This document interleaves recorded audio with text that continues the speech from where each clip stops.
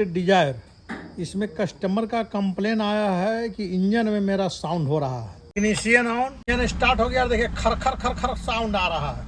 अब बोनट खोलते हैं और दिखाते हैं। देखिए लग रहा है कि इंजन में आ रहा है। इसका रियल क्या आवाज़ है वो देखिए,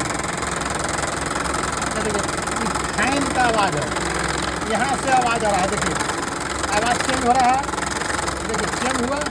अभी लग रहा है कि इंजन में रियल में इंजन से ही साउंड आ रहा है। अब इसको बंद करके दिखाते हैं। इसका साउंड देखिए, देख रहे हैं खटर खटर कर रहा है। और ये फैन आ गया नया, फैन असेंबली नया लगा दिए। अब स्टार्ट करके देखते हैं।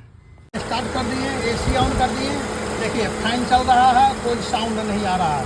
इंजन का जो प्रॉब्लम था वो खत्म हो गया है।